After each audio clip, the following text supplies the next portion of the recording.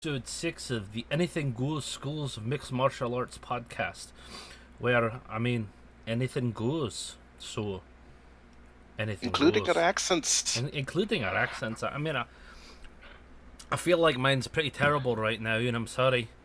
But, yeah. How are Just need you a. doing, Tig? Oh, I'm doing great, just great. If only my accent was as good as the ways I feel. I probably just need a bit of liquid courage.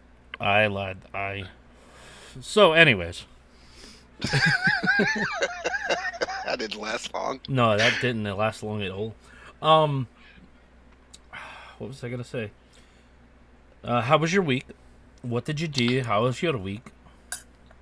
My week was fine. I've I didn't necessarily do too much in anything as far as anything productive, but no, I did knock off a few things off of my bucket list. What's that, lad? What's that?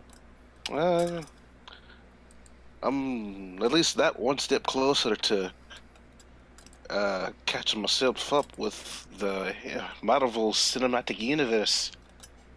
Got a chance to watch Captain Marvel. Yeah, how was it? It's alright. Yeah.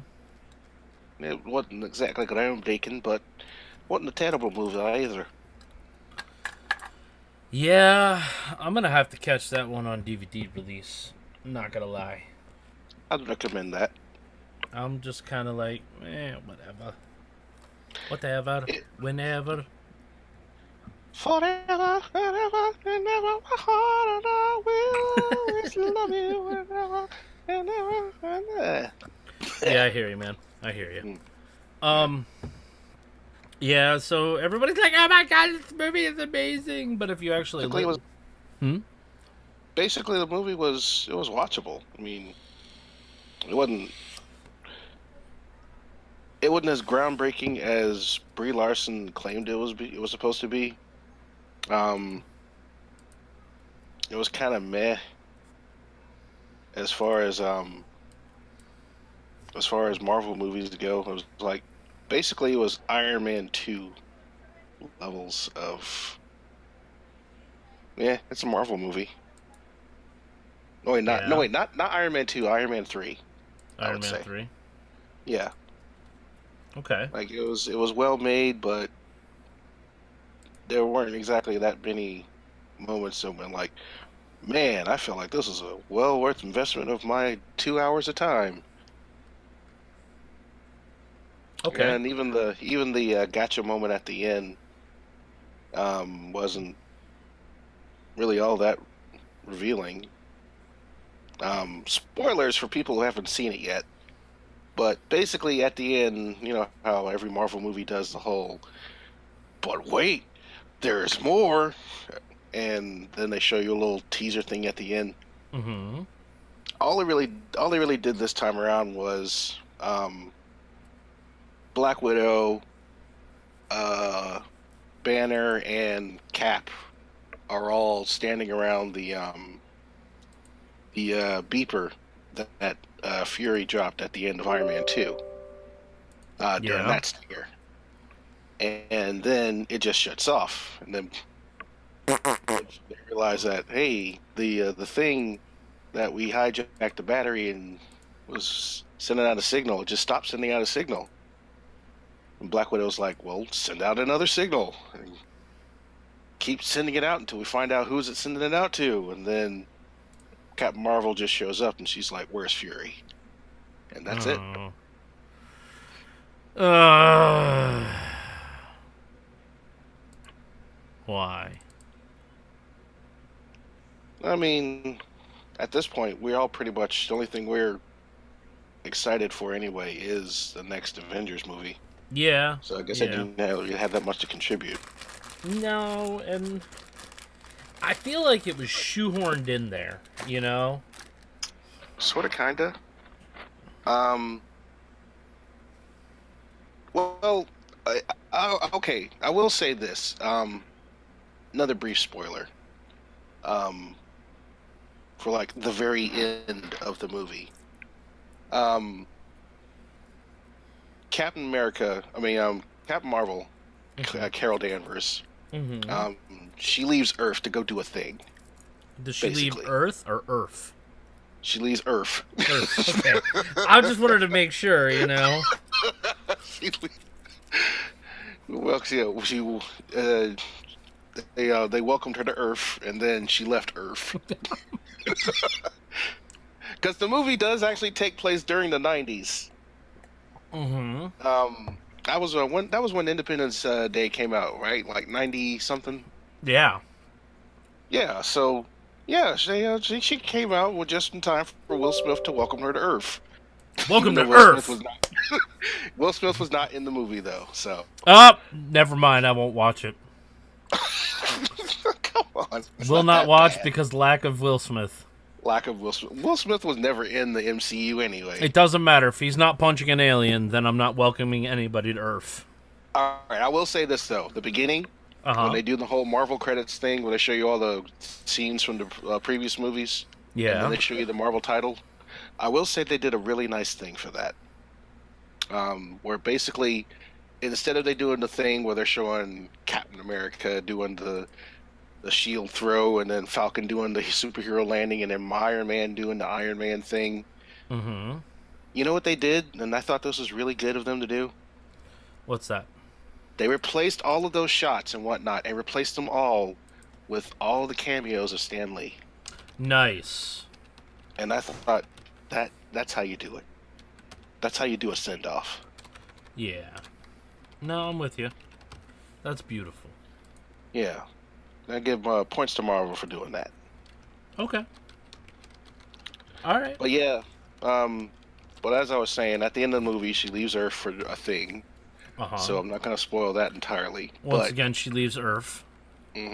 But the spoiler, the stinger at the end basically just says she's back in time for the next Avengers movie. Of course she is, because, you know, they didn't just not tell us that. Yeah. So. Okay. That's, yeah. But yeah, okay. that was basically my highlight of the week. What about you? I worked. And I jumped on the Destiny 2 LFG for PC, and I encountered some amazingly awesome people that helped me through the 2 new raids that I had not done on Destiny 2 for PC, and had fun.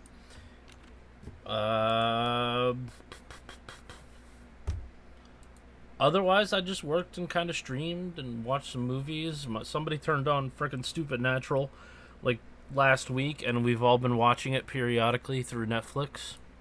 Yeah. And yeah. So that's been a thing. Yeah, I've been trying to catch up on some Netflix stuff. Just noticing what's on there, what's not on there. I did hold on. I did, however, during my Last Wish raid, they have a exotic that is called the 1000 Voices. And it's a fusion rifle. It's a heavy, and everybody's like, you know, everybody who's helping me through it was like, yeah, I got this on my 30th try. I got this on my 10th try. I got this on this and that try and that try and so on and so forth. And one guy's like, I got it on my first try. And then somebody types in chat going, I swear to God, if this new guy we're helping through the raid gets it on his first try, I'm going to uninstall my life. So we get through and heading in there, and sure enough, I opened my second box, and guess who got that particular gun? I did. They're like, scream if you get it, and I'm like, yeah! And everybody's like, you got it? And I'm like, yeah, buddy, I sure did. And they're like, I hate you. Somebody became an hero that day. They really did. He's like, I'm uninstalling my life now. And it was good. It was a good run, folks. Good night. I'll see you never. Yeah. To those guys, I doubt they'll ever watch this podcast, but to those guys that helped me through the raids, I truly appreciate you guys. You guys were awesome. Very patient with me as I was figuring things out. And then Saturday during the day, I hopped back into LFG and I found some people to help me finish up an exotic quest that has to do with the Leviathan, which was the first raid. And we ran the Leviathan twice, normal and then prestige, and we had probably the most fun I've had in a very long time raiding. Like we fucked up so many times, and we're laughing at each other, and we should have simply just burned through this in 45 minutes. It took us an hour and a half because there were some points where we were laughing so hard we messed up. We were laughing that hard. And it was great. I completed the exotic mission. I got my gun. All was gravy. Mm. Oh, well, actually, now that you mentioned online games, one other thing that I did accomplish, I have an old legacy account from Final Fantasy 14. Speaking of which, I'm installing that right now. Oh, you are finally? Yeah. Twitch Prime had a code that I could use to get the starter pack, so I was like, what the hell? Finally, join the Corel server, by the way. That's where I'm on. Okay, I will. Anybody else who's listening, if you're playing Final Fantasy 14 online, and you want to party up with me for some random shenanigans, I'm on the Corel server. That's I forgot which specific category it's in, but you'll see it among the list. Anyway, I logged in, started doing quests and whatnot, and then I realized that there was a special event going on. Yeah. And it was a collab event with Final Fantasy 15. Nice. That game is still relevant. Not a terrible game, but they could have done a lot more if they actually figured out what they were going to do with it. But anyway, long story short, if anybody's ever familiar with any other collab events that go on in Final Fantasy 14, it basically has a character from whatever event that they're collabing with somehow gets transported to your world. You party with that character for events, take down a monster, then they go back to their home world, and you get to either get like a piece of their equipment or their armor set or something else really special. So this time, what they did was, after you end up partying with Noctis, who is the main character of Final Fantasy 15, nice. You get to earn up some points to buy his hairstyle. Oh, awesome. His clothing set, which is his shirt, his gloves, and his boots, and his cargo shorts. And the one thing that's pretty much getting everybody like off their ass to play this game is you also get your very own regalia, which is his car from Final Fantasy 15. What? As a mount. Oh, that's fantastic, actually. And there's these here's the best features about this thing. Number one, it's a multi-person mount, which nice. holds up to 4 people. Car. If you know somebody who has it and they bust it out, you can be like, "Hey, man, can I hitch a ride?" And you just pop in. It's pretty dope.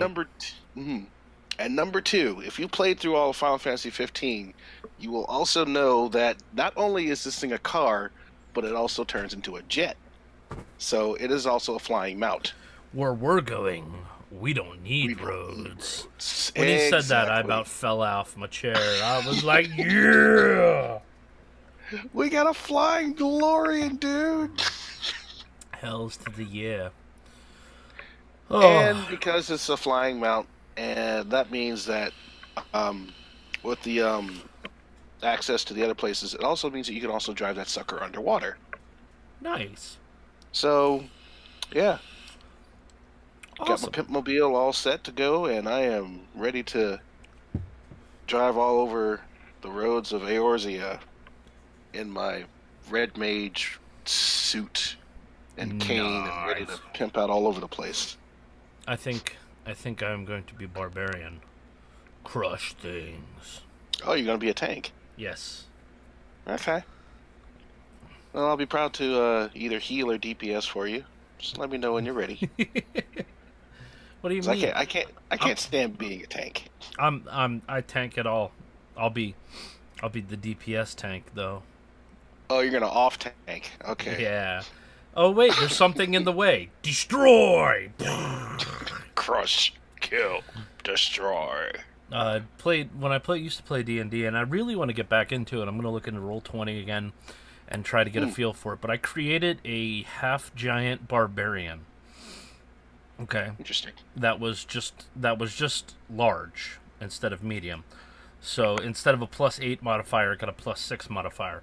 But the way I had this thing spec'd out was it had a armor class of 21, which is Hmm. easy to hit.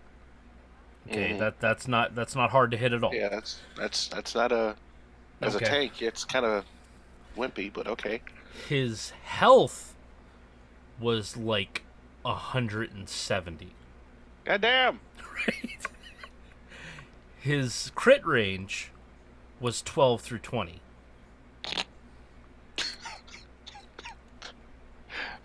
Okay. His strength modifier to it was +17.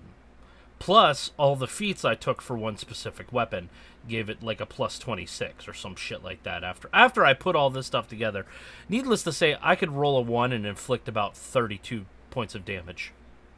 Okay. So basically, you're a paper monster truck that hits like a goddamn Tonka tank. Yes, yes. God. And it was beautiful because it got to the point where once the DM realized what my character was, he's like, I throw this in front of your. And then I'm like, all right, step up, attack. Is it dead? Yes. And later on, he's like, I'm going to throw these monsters at you. Not that Kelly's not going to just fucking destroy them, but I'm throwing them at you guys. Mm. And needless to say, I do believe my character had the most kills. So, hold on a second, Ty. You go ahead and talk. I got to talk to my daughter. Yeah. I've God, when was the last time I played D&D? It was probably like a good maybe 1 or 2 years ago. I need to get back into it myself. But a lot of the D&D stuff that I did, it was mostly just homebrew because we had the most fun with that stuff. Like I think I had a character who was actually basically I just turned him into a common writer. Nice. See, I heavily played 3.5. I did. Yeah. We never touched Pathfinder because it was just a dumbed down version of 3.5. Mm-hmm. But we started on 2. You know, we started playing, calculating Thaco, and all that stuff, and then we got a hold of the 3.5 books, and that's where we stayed for the longest time. And honestly, I don't even want to bother learning 4 or 5, and I know I probably should learn Mm, 5 at least, but 3.5 to me was just the best I'll D&D. agree. Um, but I've heard a one person who's a recent five converter, Mm-hmm. and according to them, it's actually a lot simpler than 3.5. Yeah, but I Like a lot of it's more streamlined. yeah, it just kind of takes the fun out of it for me. I like the extra math. I like sitting there rolling my dice and going, so I rolled 16 damage plus all my modifiers, gives it right up to 72 damage. What? Yeah, baby. So you've just killed everything in a row. Yeah. Yeah, Yeah, I did. I don't know. Maybe you know what? Let me know when you get that started up again because I want to try my Hingeo Kai Samurai one more time. Okay. Keep talking. Hold on. Everybody wants to talk to me right now. So just keep talking. Oh my Right? God. Let's see. Let me see. What else would I wanted to talk about? Oh yeah. I'm slowly starting to burn through some more games that I got. Uh, Kingdom Hearts 3. I'm currently at the Frozen level, and honestly, I gotta say, I have a lot more fun during the doing the gummy ship portions rather than exploring each world because it's not perfect, but I like the fact that the gummy ship portions are more sandboxy. Like instead of rather than it's just you going through each section doing a mission where you kill a bunch of heartless and whatnot, and then you can have access to another world. It's an open space actually with warp points and whatnot, and Okay. there are actually even little meteor clumps that you can shoot at to farm materials and whatnot. Interesting. Um, it's just I like that they took the formula of Kingdom Hearts 2 and just added more, really. Like once you find, I feel like every good game does that. Once you find a winning formula, don't change it too much. Just put more stuff in it. And I feel that once you've figured that out, then you've got something you can build on forever and a day. Okay. You know, like kind of like what they did with um I guess once Nintendo reached past the Mario 64 point and figured out how to effectively do a 3D platformer. Pretty much at that point, you just go, okay, what kind of features can we add to this? Let's have Mario be an awesome parkour person and have him wall jump and kick and flip all over the place with no extra power ups needed. Let's bring back some classic stuff, but figure out how that works in a 3D space, and then basically just go nuts from there. Okay. But yeah, I'm busting through Kingdom Hearts 3 slowly. I'm taking my time with that one. But once that's all said and done out of the way, then I'm going to 100% devote my time to busting the hell through Devil May Cry 5. Yeah, speaking of Devil May Cry 5 and a couple other games, I really need to play that on stream at some point, but I really can't get off this Destiny kick. God, I hate to say it. I don't hate to say it. I'm really just enjoying playing it again, and now that I have connected to the LFG for PC, I'm enjoying it even more because I know I can go on there and find somebody to raid with. Oh, there's nothing wrong with playing something continually that you enjoy. Hell, we did that with a bunch of games in the past. That's very, very true. I want a Parasite Eve 3 that actually is good, not shit. Yes, let's all forget what happened to Third Birthday and just get Parasite Eve 3. Birthday?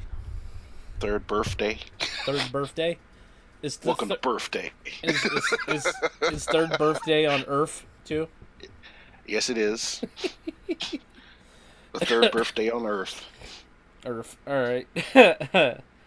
Unfortunately, it is also not starring Will Smith. He is nowhere near that game. Then it's unacceptable.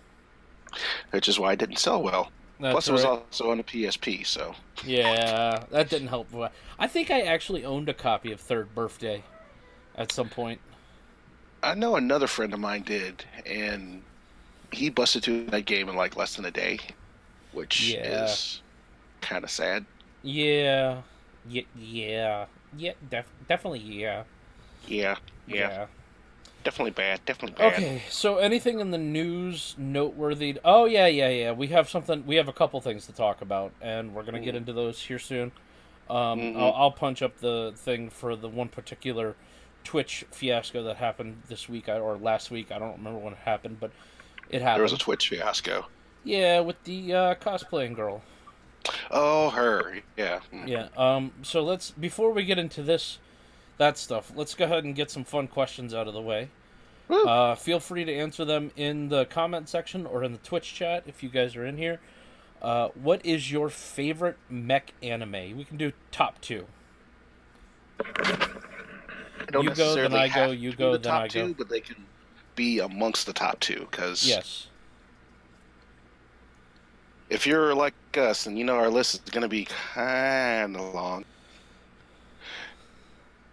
Let's see. You said I'm going first? Yeah, you with your first one, and then I'll go, and then you can do your second one, and then I'll go. Okay.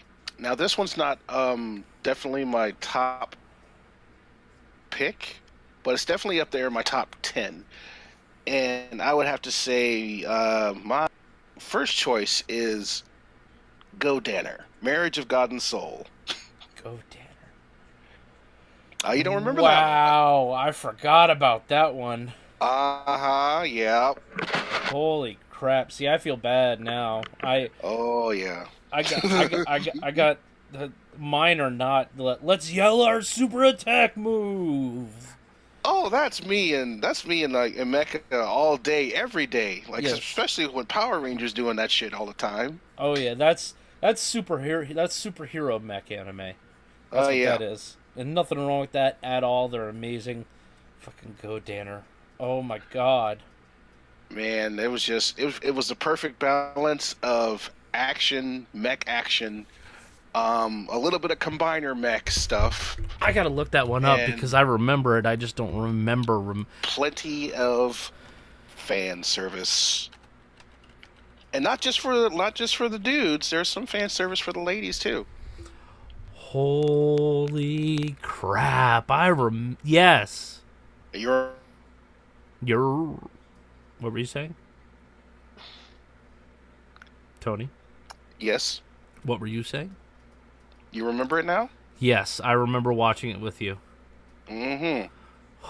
Holy And this crap! is another one of those one of those examples of when the English dub is just as good, if not better, than the Japanese dub. There's one mech anime that is probably the best English dub ever, and that goes to Martian's successor Nadesco. Amen. Is that your pick? No, no, Or no. you're just throwing that out there? I'm throwing that out as one of the best English dubs ever. Yes, yes. Okay, I mean, Okay. Guy Daiguchi. What was it? What was the it? blankety blank is doing himself in my cockpit. He's a cook. He's a Martian cook. I hired him for the crew. Damn it! I'm not afraid. What is this? I just kept running. I'm like, I'm gonna stay here and do this, but my body kept running away. Oh God. I'm brave, but my feet aren't damn feet.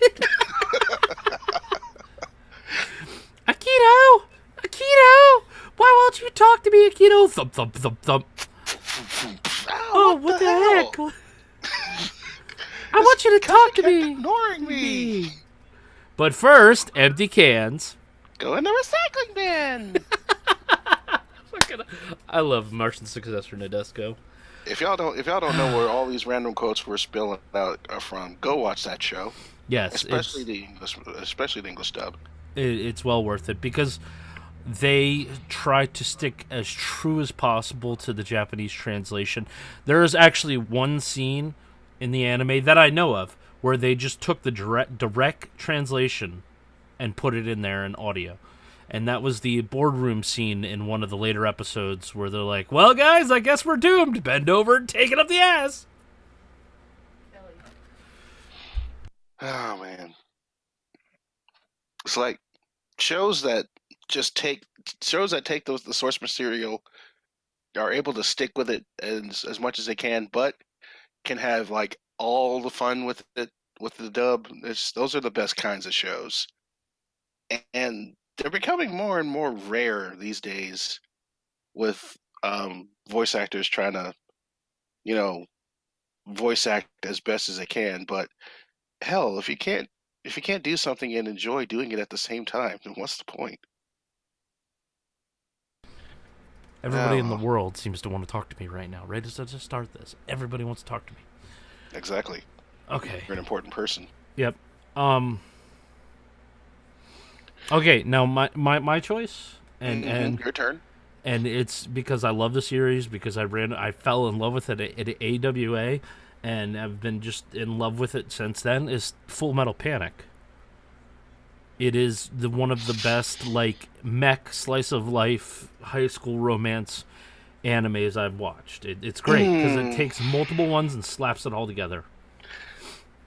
Okay, I'm a little torn on that one. I wouldn't exactly call it a mech anime, and Arbalest is a big ass badass mech.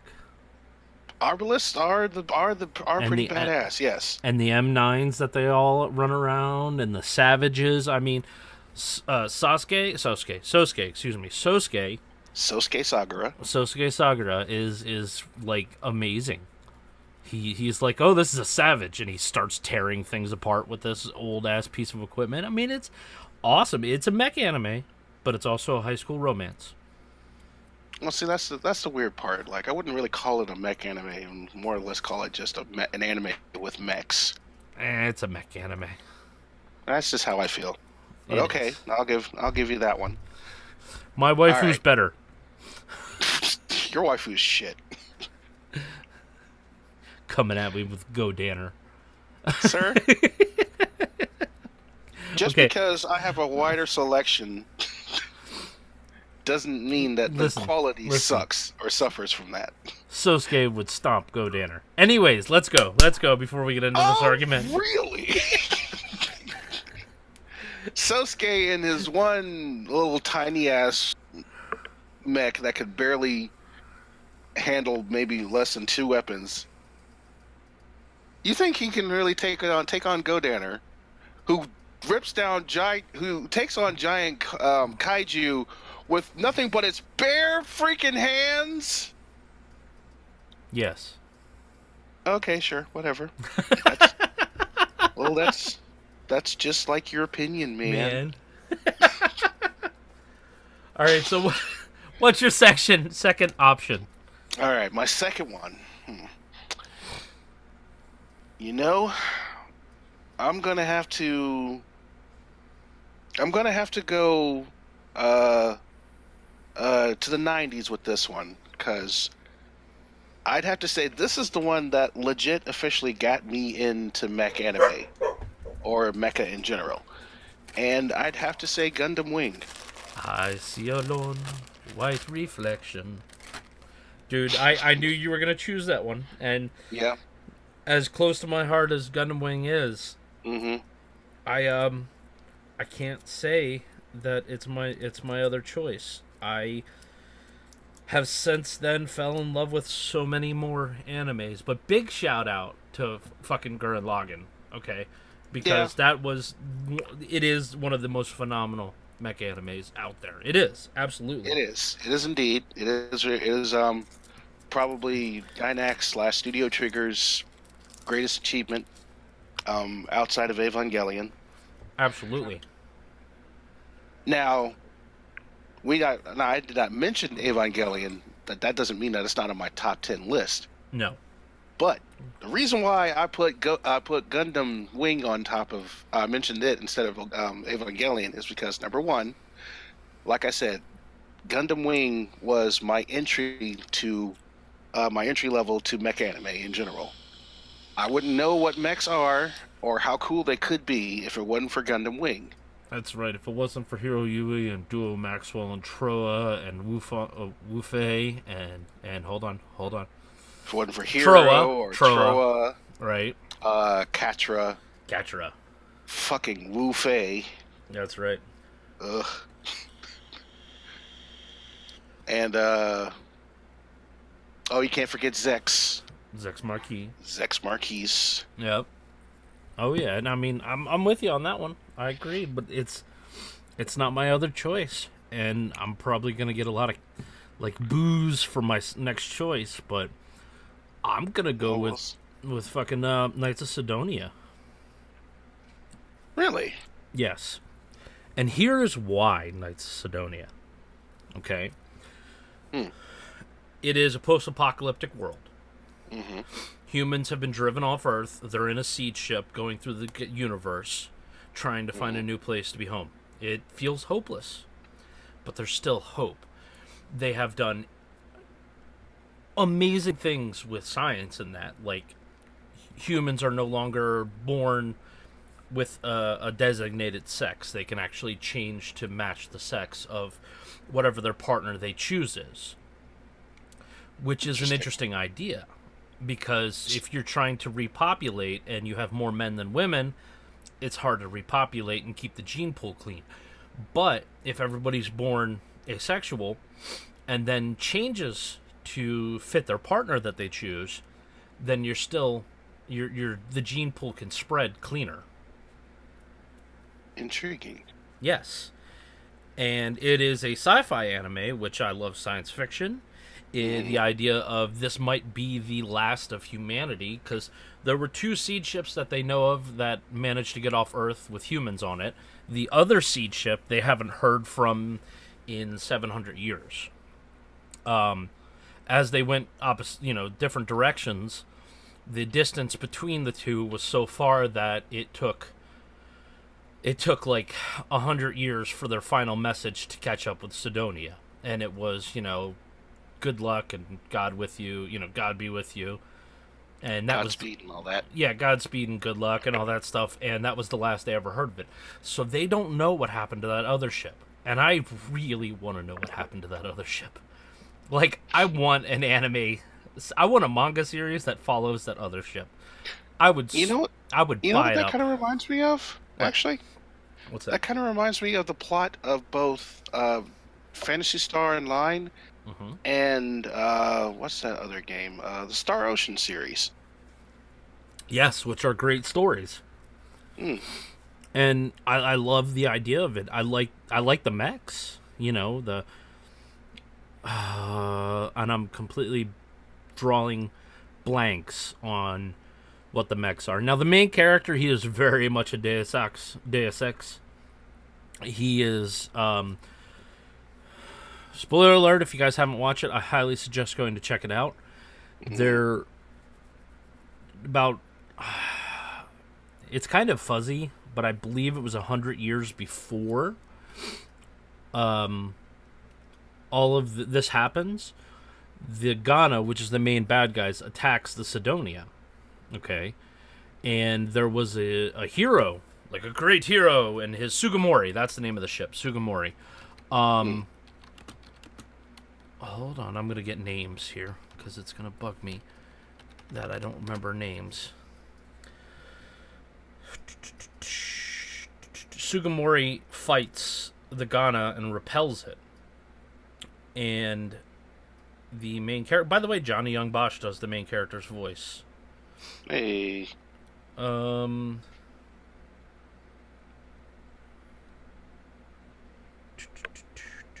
la la. Stalling for I know, time. I appreciate it. Saito is the name of the hero, and he is a part of the Immortal Council. Saito doesn't want to do it anymore. After all that and all the shit that's going on, he stops taking his medication, which keeps him alive, keeps him immortal, keeps him stuck at that age.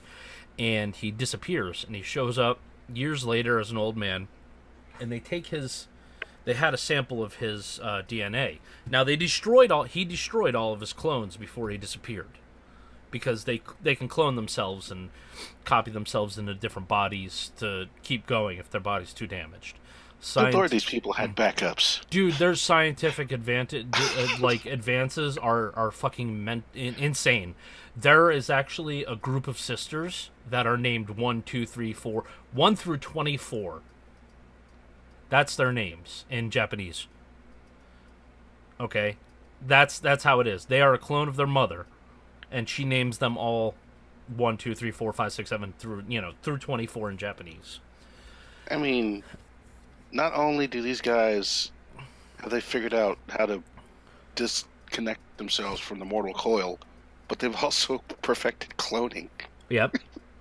And also they made themselves asexual until time to switch their body. Now, Saito? Is his name Saito? Now it's going to bug me again. Yeah, Saito. He comes back as an old man and finds out that they made a clone of him and infused the drug that they take to make them immortal. So, for all intents and purposes, this kid is immortal. What's up, A-Gaming? And he breaks in and steals the kid and takes him to the underbelly of the ship. And he trains him to take care of the Sidonia. Like, this is what you need to do to be the greatest guard pilot ever. And so on and so forth. And and it's amazing. He comes out years and years later because he's, ran out of food and Saito's passed away. and Nagate gets found by the captain, which was one of Saito's friends. He becomes a pilot, and they don't ever tell him that he's immortal. Like, he breaks his spine at one point during a fight, and 10 minutes later, he's back up and running. Like, his arm gets broken, and an hour later, his arm's fixed. It's crazy. So, I mean, he's literally a Deus Ex. But the character himself doesn't know this. And he's like, I'm going to become the greatest guard pilot. I will protect the Sidonia. And he develops relationships and relationships with everybody on the ship. And it is an awesome insight on what could possibly happen in the future if technology advances. And I'm absolutely in love with it. I've watched it like 20, 30 times. So I'm going to go with Knights of Sidonia as one of my favorites. Okay. Now, do you mind if I throw in an honest mention real quick? Yeah, man. And you're gonna know exactly why I mentioned this one too, because I think it was either you or me who brought this up. All right. But for an honest mention for one of our honorable mention. For one of our favorites. Mention as far as mecha anime go, I'm gonna say Attack on Titan. It is a biological mech. Absolutely, I am 100% with that. Not only because the Titans themselves are actually mechs. Spoiler alert if you haven't gotten to at least season 2, right, or in the middle of season 1 of Attack on Titan. But by the way, Levi scene with him going through the town, still some of the most beautiful piece of animation I've ever seen in my life. Him Spider-Manning through that place, yes, that the first episode of season 3. Oh my god! Yes, holy shit! Peter Parker would be proud. They spent some time on that episode. There is no way they did not. It was beautiful. Oh, yeah. That was where the budget went. You're not wrong. The last portion of that first episode that's where the budget went for that show. Oh yeah. And that final landing in the bar. Holy crap!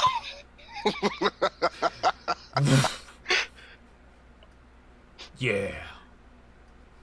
Yeah, we all know Levi's cool. But the second reason why I bring it up is because, like most other giant mech anime, all the characters who are pilots, mm-hmm, they're all based in the military in some shape or form. Yeah.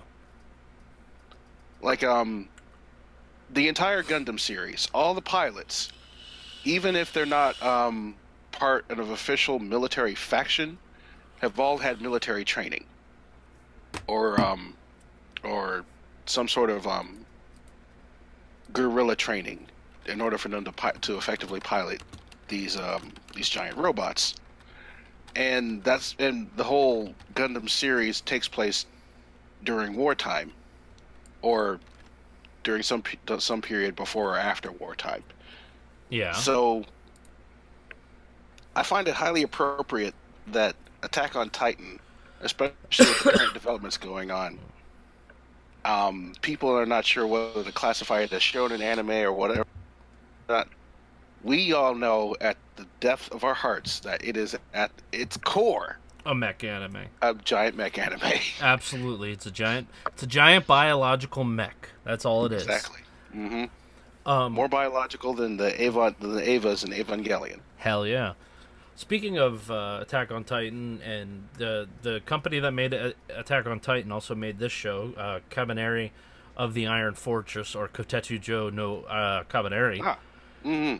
A lot of people are like, this is an Attack on Titan ripoff. Oh my god, it's so bad. Oh my god, it's just a ripoff, man. I'm like, have you guys actually watched it? Because it's really, really good. It's beautiful anime. I mean, they did a really good job on it.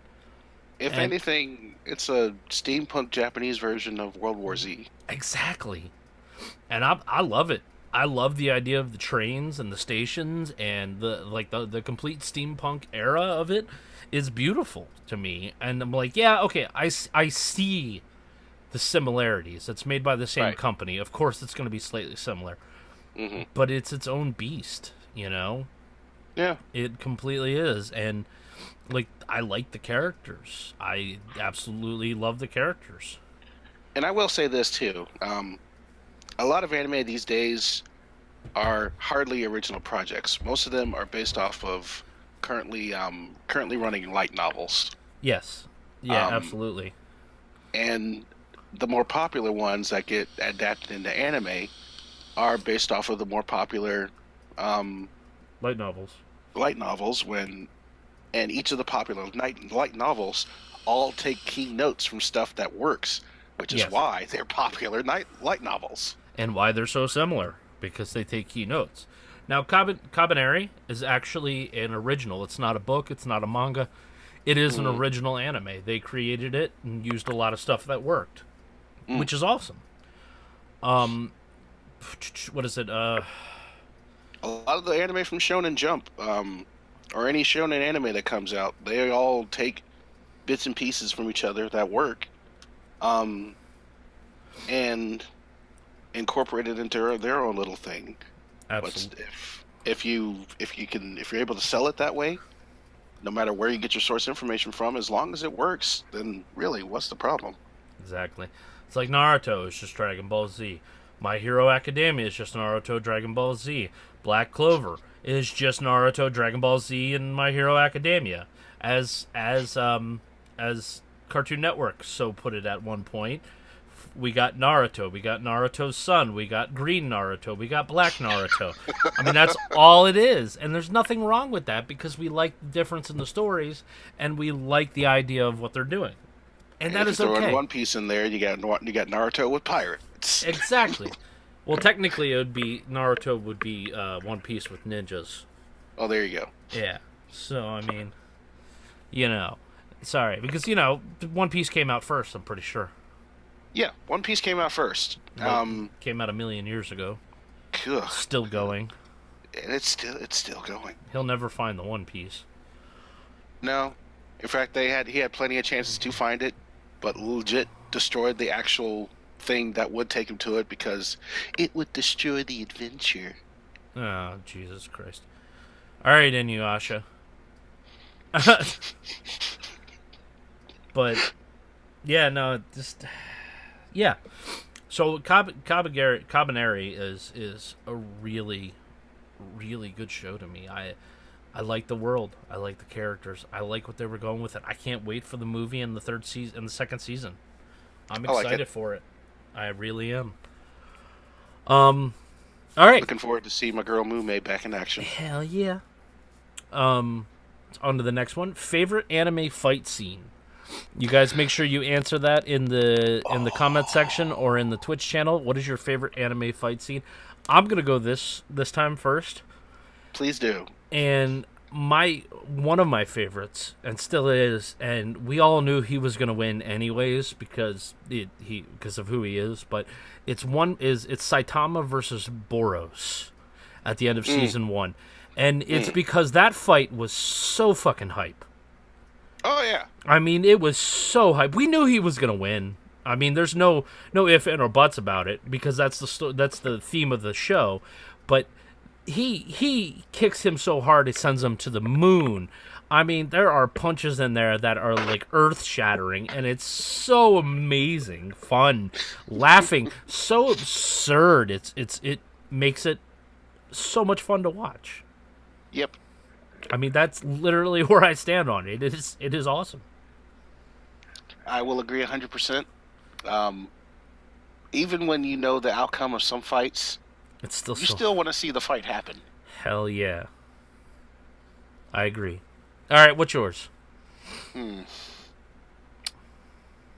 This is gonna be tough because I've got a lot, and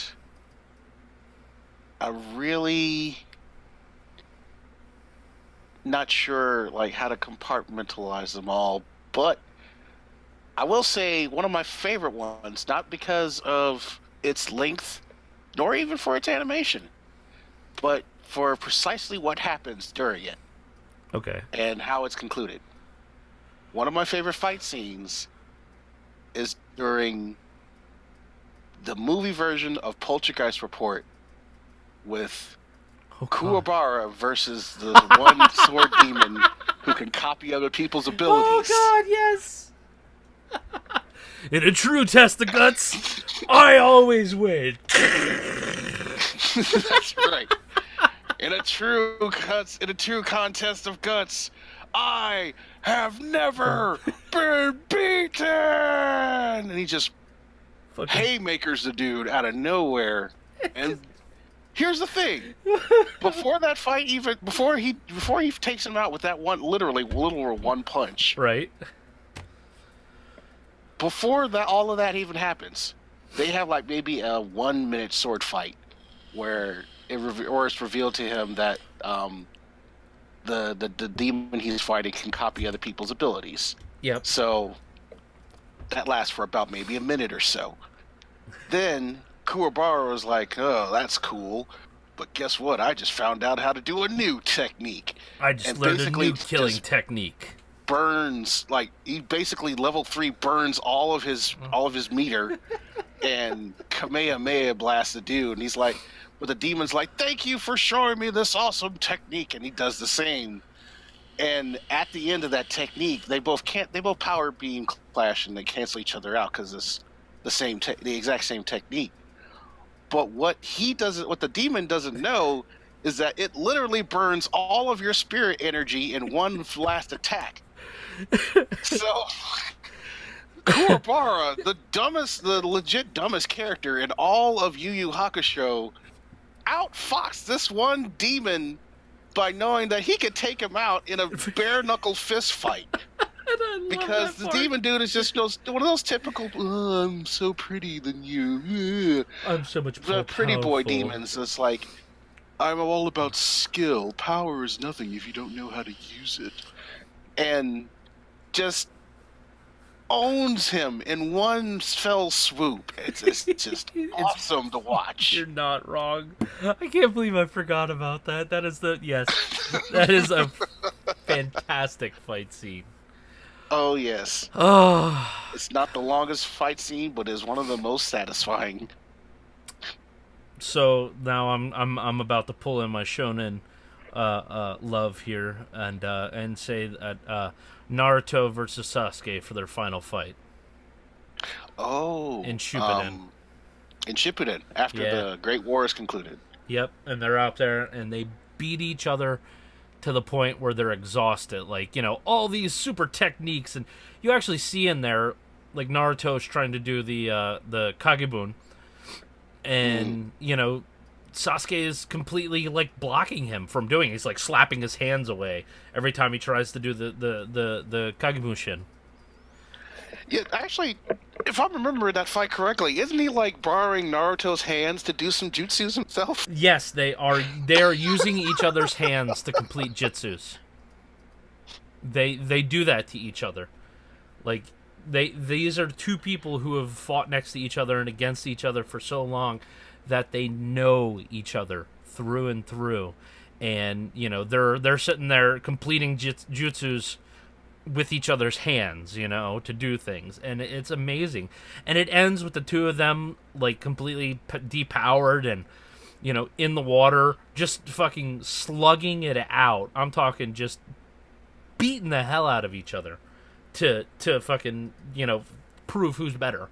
Oh yeah, and to end this feud. I have no energy. You have no energy. All we have are our fists. Yes, and it ends with, I'm talking like hard hits to the point that they're both laying in the water trying to get out and punch each other again. And it's an emotional fight scene because you've been watching all this build up for the last 8,000 episodes, and you finally get the payoff of those two just beating the ever-living crap out of each other, and it's beautifully sad and happy at the same time.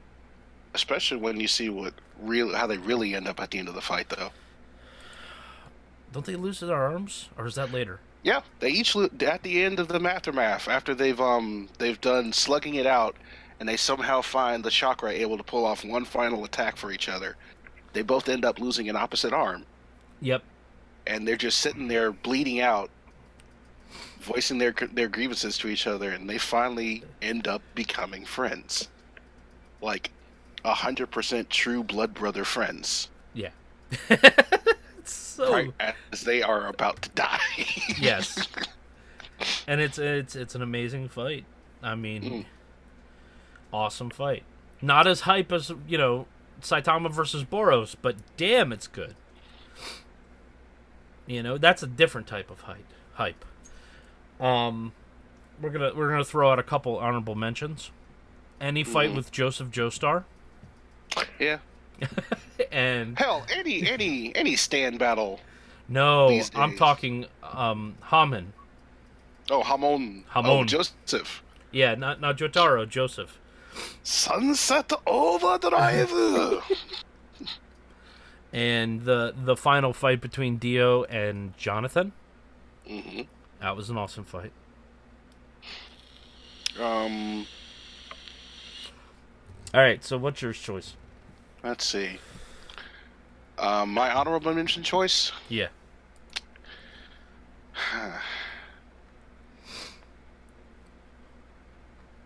You know, you know what? Actually, I think I'll go a little bit more modern.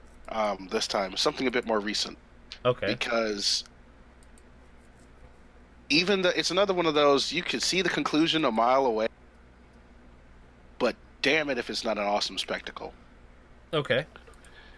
And because it happens in a movie, I'm gonna say all of the fight sequences from start to finish in Dragon Ball Super Broly, the movie. Okay. Here's why. Number one, for all the Broly fans, he is finally canon. Yeah, unfortunately, no So longer everybody, voiced by Vic Mignogna, though. no, they're gonna retcon the hell out of that. But as a character, Which is Broly is still bullshit. here. Well, there's some interesting stuff about Vic, which we can talk about later if we have the time. But We'll have to save it for next week. yeah, we'll save that for later. Um, number one, Broly is canon again. Yay. So if you're fans of Broly, there you go. There's your gift.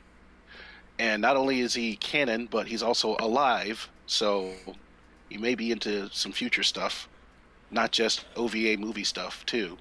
Nice.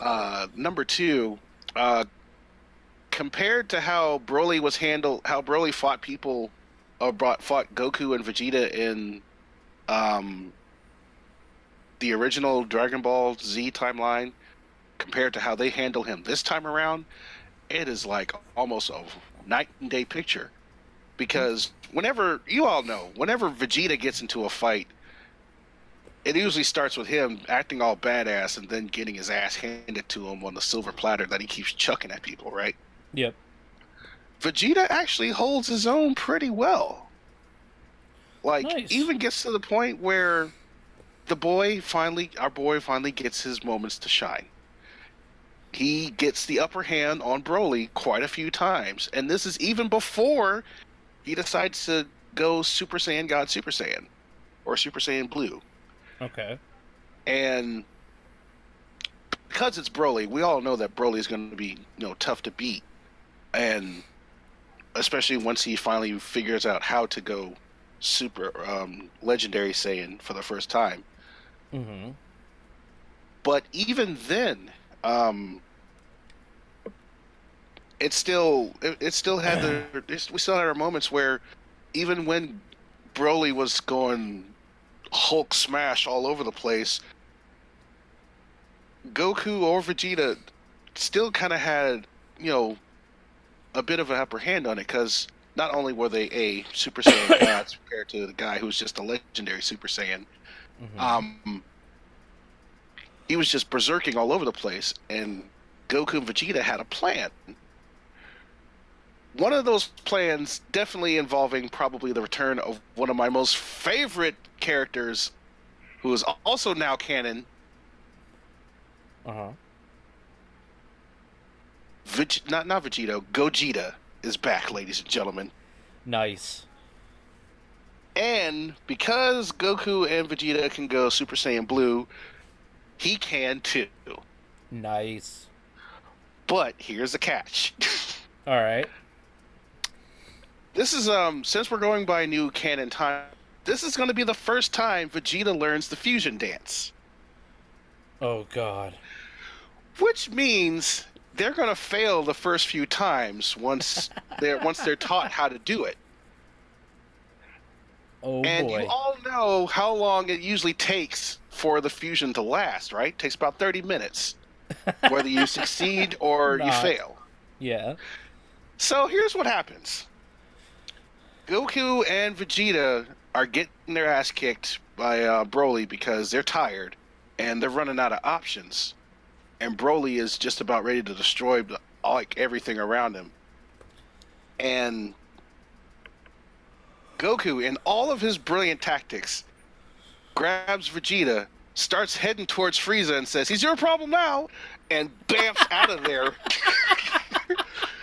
So they can have some time to figure out how to do the fusion dance. Meanwhile, Frieza's like, "Oh, you son of a bitch," and for the next while and a half, he has to deal with Broly, who's just ready to kill whatever is in front of him.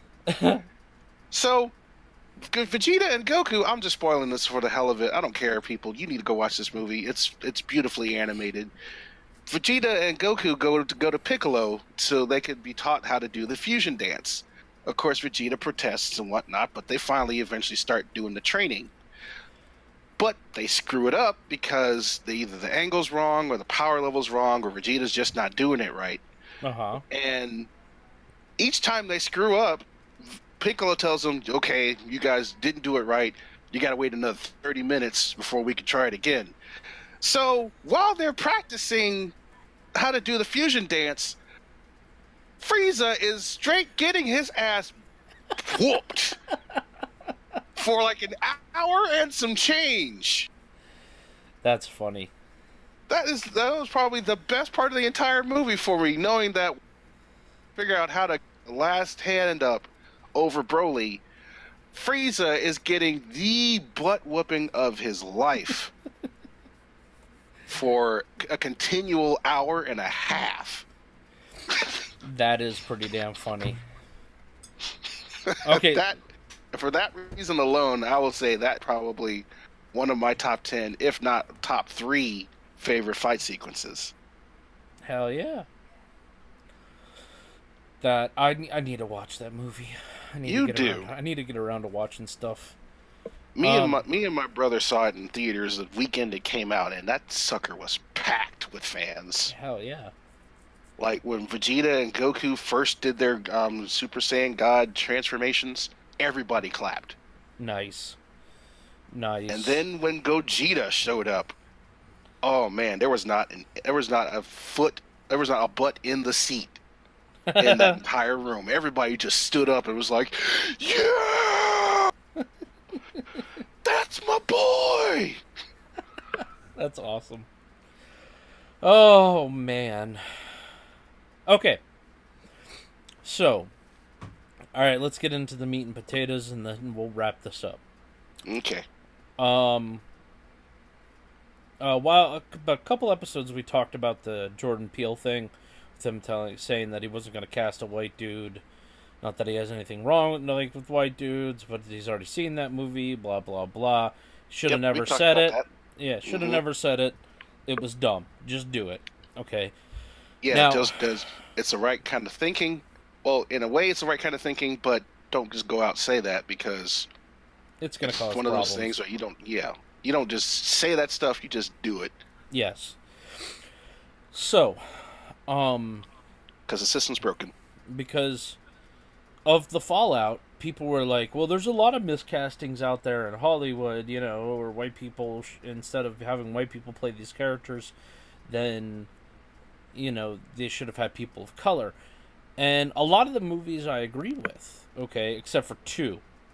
One of them was The Last Samurai. Somebody mentioned, like, Tom Cruise shouldn't have been casted in The Last Samurai. It should have been an Asian person. And I'm like, okay, have you ever seen this movie? Or did you just look at the box art? Did you just look at the box art? Because if you've Ken Watanabe, by the way, is the other guy's name. That's him. Okay. Yes. Now, if you've seen the movie, you understand why the title is The Last Samurai. Tom Cruise's character is not the last samurai. No. Never was meant to be the last samurai. Tom Mm-mm. Cruise's character was the person that was meant to watch the end of the samurai. What era was that, Tony? That would be the Sengoku period. Yes, he was meant to be an observer of the end of the Sengoku era.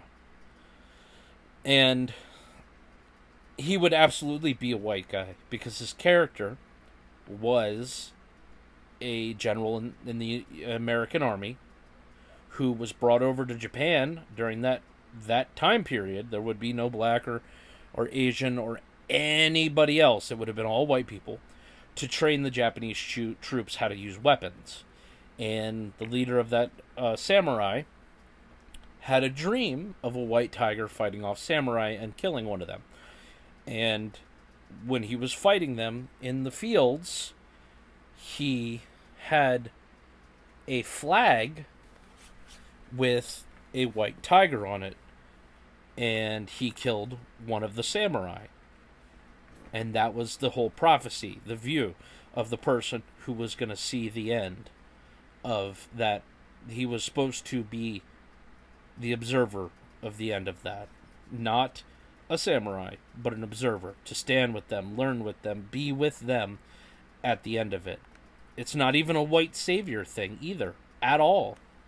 Because he wasn't saving, he was observing. He was there to stay with them while they died. They lost that fight. They lost that fight horribly.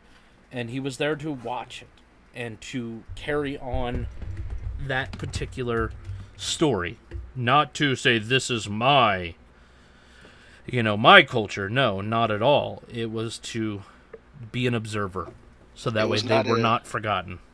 It was not an Avatar moment. It was not a Dancing with Wolves moment. It was.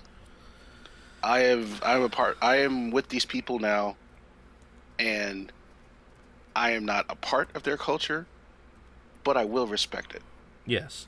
He was taught about their culture to carry it with him because, he did prove himself.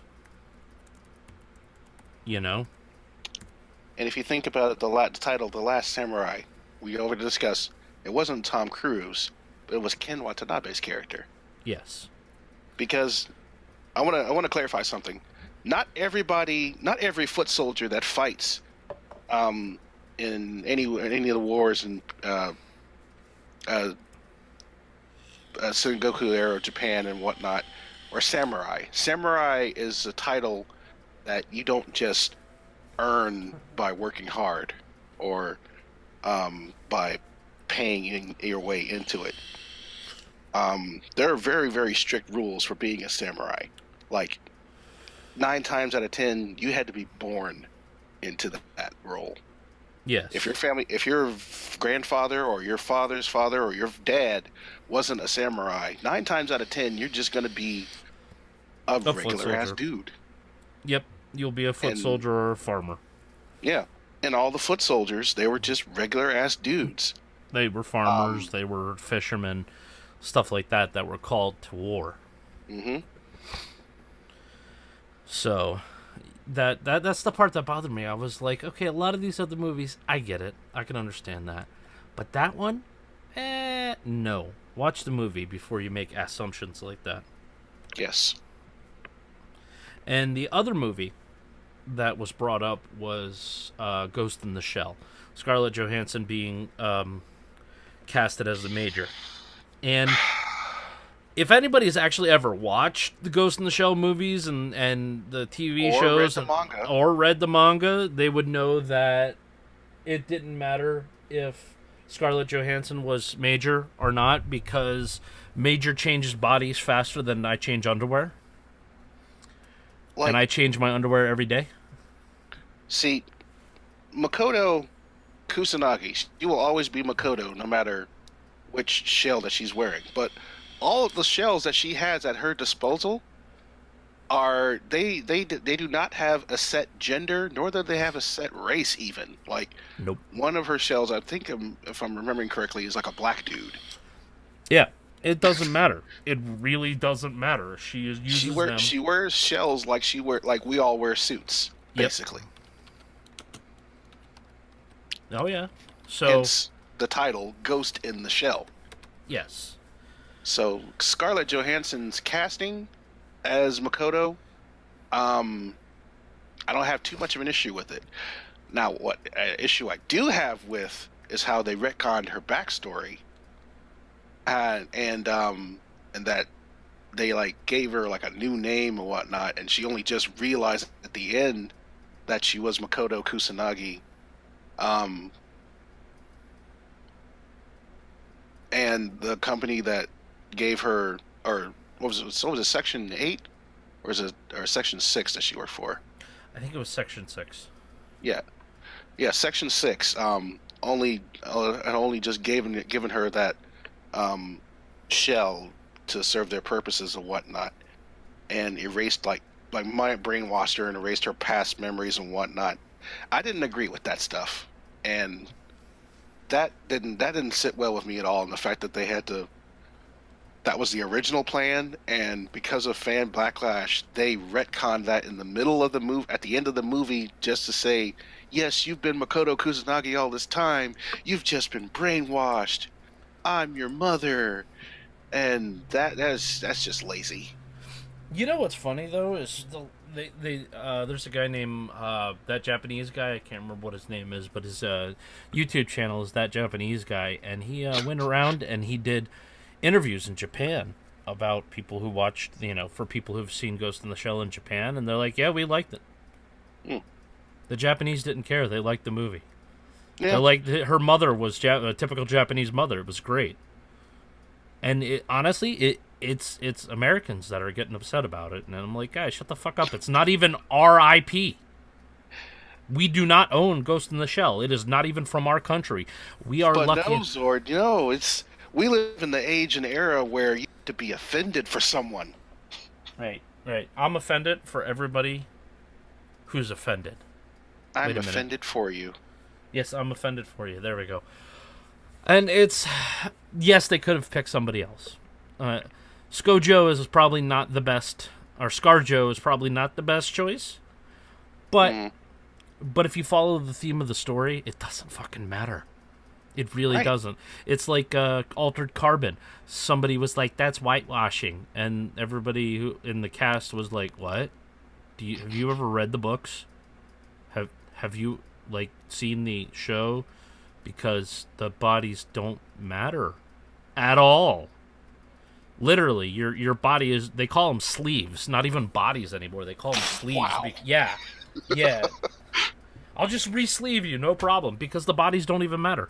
There's one point where the detective Ortega gets her mother out of her grandmother out of storage, and puts her in this 280-pound, drug dealing crook's body, and brings her for Easter supper or something. I think it's Easter supper. Because they pull out your the grandparents for holidays and stuff like that, and eventually they're like, don't even unstack me anymore, just leave me alone after this one. And it's hysterical. There's a part, she's an old lady, an old Latino lady in a man's body, in a white man's body, and it's hysterical. Oh my god, grandma was fucking hysterical. She's like, I have to go tinkle, I'll be right back. And she goes into the bathroom, she's standing up taking a leak, and she's like, I'm taking a leak and I'm standing up, making jokes like that. And it's hysterical, and it doesn't fucking matter because it's just it's just a sleeve. And that's the thing a lot of people don't realize about these stories is it's not whitewashing, it's not white savior or anything like that. It's just how the world worked. Yes, they could have picked somebody else. I absolutely agree. But in reference to the story, it didn't matter because Kusanagi trades bodies quick. Yeah, So- because they're all just dressings to her. Yes, As long as they serve their purpose. Now, Cowboy Bebop Netflix live action series. Oh boy. I got one question. Why is John Cho playing Spike, and why is Keanu Reeves not playing Spike? And Why is I a Chinese dude playing a dude who's at at the most probably German Jewish? yeah, Spike Spiegel. That's not even remotely Japanese. It's not remotely Asian. Yeah, exactly. And they're like, "Oh, well, he's based off of an Asian actor. Cool." But at any point in that anime, does Spike ever say he's Asian? The only person that could be possibly Asian is Faye. Faye is no Faye Valentine is certainly Asian because she number one, she is out of all the cast members, she is the one that is, well, besides her and Ed. Oh, So Ed's are Asian. the only two. I don't know about Ed, but out of her and Ed, they are the only two out of everybody on Bebop. Her and Ed are the only two people who are originally from Earth. Yeah. Spike and Jet, they're from either a space colony or from an entirely different planet. Yep. So Oh, yeah. technically, number one, they really don't have a Nationalities. A set nationality. Number one. Number two, though,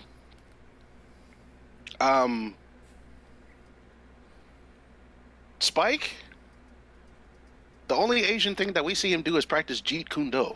Yeah, that's about it. And Bruce Lee taught that to everybody. That wasn't exclusive to Asian people. He taught that to anybody who would learn. He taught it to anyone who would learn because he was tired, like his master. You're roboting. One of Hold on, Tony. You're roboting. Say something. Nope, you're roboting.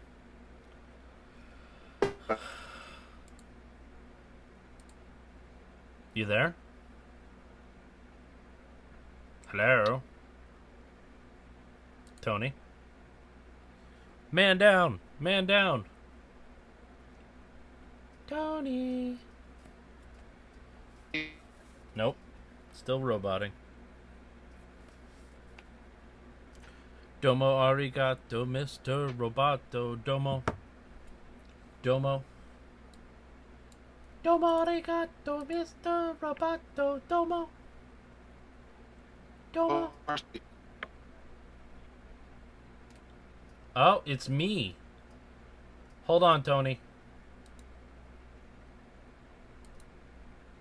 Alright, you there? Hello? Tag?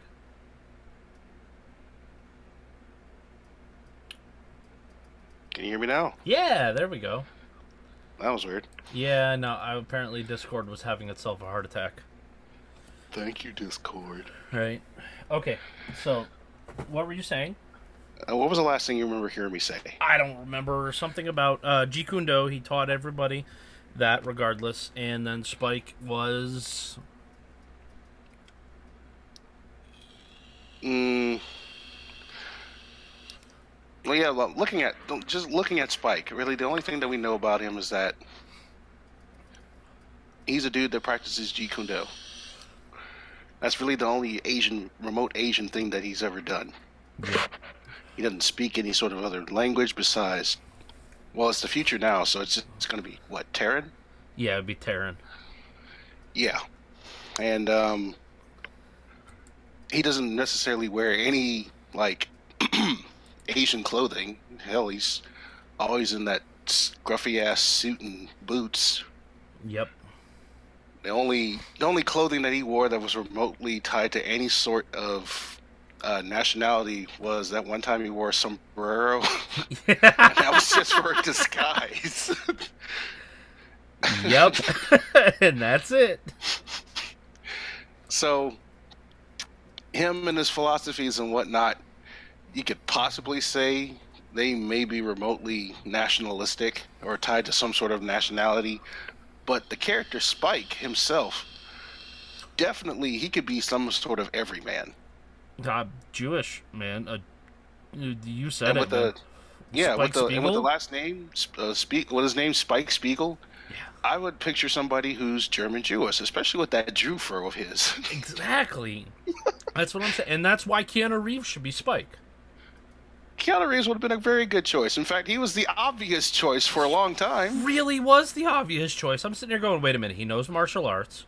He's a very, very good martial artist. Like, that's not. He learned movie martial arts and then he committed time to real martial arts.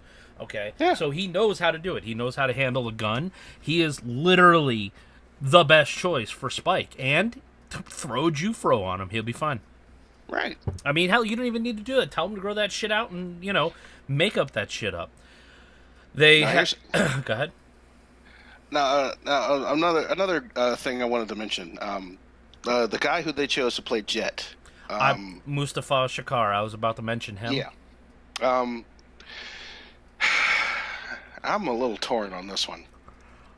In fact, I would say I'm very torn on this one. I like the actor. Yeah, he's a good actor. He was Bushman in Luke Cage season 2. I actually have nothing but respect for this actor. He's a really good actor. I don't see him as Jet Black. I really can't see him as Jet. Even though Jet's last name is Black, I don't really think Jet is actually black. No, I was literally just looking at a picture of it. I'm like, that's not really a black dude. Who was what's his name? Who was the guy who first played Hellboy? Ron Perlman. Ron Perlman. I feel Ron Perlman would do a better Jet Black. I'm with you. I am, and if you look at Jet Black, he's white in the anime. He's a little darkly colored, but yeah, he's a white dude. Yeah, he's literally a white dude. He's got a white dude beard. He's got a white dude beard. He's got a white dude, Picard cut, and everything. I mean, he is literally a white dude. And another thing, like, the guy that they chose to play him definitely doesn't have the build for him. No, no. He needs to be a little bit more, old. Yeah, you gotta have a dad bod first. Yeah. In order to play Jet. Yep. Because Jet is old school. Yes, absolutely. Even if you chose an actor who was like relatively newish or whatever, he still has to sell that appearance that he's been at it for at least a while, and his body has to reflect that. Yes. A little bit of pudge, like the wiry old muscles. Yeah, the muscles that were made for function and appearance. Yes, and let's see, who did they get to play? Who's Daniela Pendé? They got Faye. Yeah, they got a Latina chick to play her, and I don't really have anything wrong with that. But she doesn't look like Faye. Just at all. I mean, they would have been literally better off going with an Asian actress for Faye. Yeah. Keanu Reeves for Spike. I don't know, like Ron Perlman for Jet. I'm not gonna lie, you're right. Ron Perlman would have been perfect for Jet. They have not announced who they're gonna get to play Ed. But Ed better be a teenager. Ed's gonna be a wild card, I feel, but yeah. Like whoever you're gonna choose for Ed, I'm not sure who they're gonna pick nationality wise, but they've got to bring the energy and the weirdness that Ed brings. The guy Alex Hassel, this seems to be the only white person on this cast so far, is of course playing Vicious. Yeah, he's playing Vicious, which is. I think looking at the pictures of him now, it looks like they got the casting backwards. They really did. I'm with you on that one. They really did. John Cho would be a great Vicious. Because even though Vicious was, well, it didn't really delve too far into his nationality, he certainly acted like more Japanese. Very Japanese than anything else. He even carried around a freaking katana. Yeah. And he has... Oh, wow. Okay. Apparently, Alex Hassel... Did Alex Hassel do the voice for Vicious? Who did the voice for Vicious? Vicious. Vicious. I can't speak today. Take your time. Sound that out. Yeah, Vicious. Let's see. Who did the American voice for Vicious? Let's see.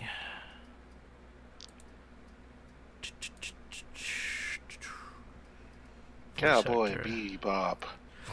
Oh, okay. Skip Stelreich did Vicious's voice.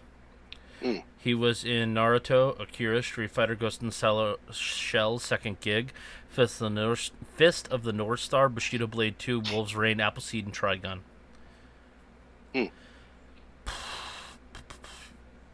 Who was he in Akira?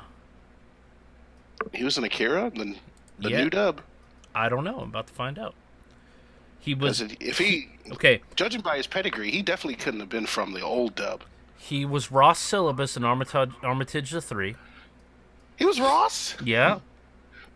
He was General Katsis in Code Geass. He was Vicious in Cowboy Bebop. He was... Let's see. Nariman in Fist of the North Star. Standalone Complex, he was just a random officer. Giant Robo, the animation. Tiger Man 2. GTO, he was Ananko's father. Anko's father, and Toshiyuki Seijima. Kakaider, he was Kakaider Red. He was Lunin in 08th MS Team. By the way, 08th MS Team is still the best Gundam series ever. I don't care what anybody says. It is definitely up there. It's not my favorite, but I would highly recommend that one too. Let's see, Soul Bianca, the Legacy, he was Percy. Street Fighter Alpha, the animation, he was Ryu. Street Fighter 2V, Ryu. They were 11. Thick Head, Trigun, he was Benson. And Wolframes, he was Ziri. Adventure Time, he was Policeman. He was additional voices in Akira. Okay, he was a bunch of background people. Yeah, that's still really cool. He was Trunks in Dragon Ball GT Final Bout. The video game. Yeah. Huh. Right? You know, it was Goku in GT Final Bout? Who? Friggin'... God, it's not David Hayter. It's what's his name? The guy who does the voice for, like, all the Wolverines. I don't know. What is his name? He's like one of my favorite voice actors too. Why am I blanking out on his name?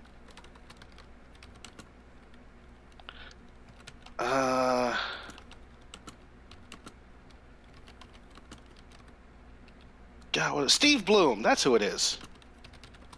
Really? Yeah. Freaking Steve Bloom. Yeah, Steve Blum. He's been in everything. Steve Bloom played Goku before Sean Schemmel played Goku. That's pretty cool. He was also Vegito. He was also Vegito. Because... Vegito. Yep, and then Gogeta. Gogeta. Gogeta! God, I had so many arguments with my cousins with that one. Right. So, honestly, like, I'm looking at this cast list, and I'm like... I'll watch it, but I completely disagree with this casting. 100%. I really, really do. I'm glad it's getting made, but y'all are really gonna have to sell me on this casting. You really are, because there was a comment about it on the AWA forums, on the AWA things on Facebook, and somebody's like, Spike should be played by an Asian person because his character was based off of an Asian person. I'm like, at no point in time is it ever stated that he's Japanese. Ever. Japanese or Asian or hell, not even Korean. Yeah, ever. does it ever say. Plus, with the name Spike Spiegel, come on. If Really? anything, German. If anything, at the least, fucking German Jewish. Yes, I agree. Okay. Real quick, I'm gonna throw this out here, and I'm gonna say it. But they completely Asian washed the live action Full Metal Alchemist movie. Well, that's what they do with I know with they Jap- created it, but who cares? I mean, which, I just which wanted to say it because it was funny to me. eh. I mean, with all the Japanese live action stuff, It's all Asian actors. I'm not hating on that, yeah, but I'm sitting here going, you guys can't even like if they casted all white people for that movie, especially German people for that movie. Nobody could ever say it was whitewashing because I mean the anime literally says it takes place in another dimension where Germany would be. exactly. And that dye job, oh my god, that terrible wig, that whole That live that action wig was horrible. it was a bit rough to watch. By the way, the Asian washing was a joke. I don't actually really care. But How damn. could the Japanese people who created this series just Japanese wash the entire casting? I'm so offended. Oh my god. Like here's the thing I've noticed. Like very rarely, whenever Japan's making a product, especially when if it's based off of like an anime or a manga, will they ever use any non-Asian actors? Because how many non-Asian actors do you know that are strictly in the business to working on Asian films? There's very few. Jackie Chan's got them all, and they're all Australian. Like one of my favorite non-Asian martial artists, Michael Jai White, aka Black Dynamite. Oh god, he is terrible. Dynamite. He is Dynamite. terrible. All of his movies are terrible, but he's so fun to his watch. movies are bad. They are fun to watch though. But he's a really decent martial artist. He is. But He is. he is like one of the very few people who actually gets to work in Hong Kong martial arts films. Yep. And it's partially because one, he knows how to fight. Yep. Number two, I'm pretty sure he's like he knows Mandarin, I think. Yeah. Mandarin Chinese to some I do believe he some does. extent. Number three, he's worked with people. He was lucky enough to actually work with people who are already in the industry. Yeah. Oh yeah. So, unless you're able to satisfy 2 or 3 of those facets, you're not really going to see that many non-Asian people work in an Asian film. No, you're not, and it's okay. It's because it's their movies. They can do whatever they want with them because they make them. Especially if they're going to make a film that they think that it's just going to stay, within the country. Absolutely. A lot of Japanese products are made like that. Yeah, they don't They expect make them them to be picked specifically up in for America. Japanese people because they don't expect anyone overseas is going to be even remotely interested. Exactly.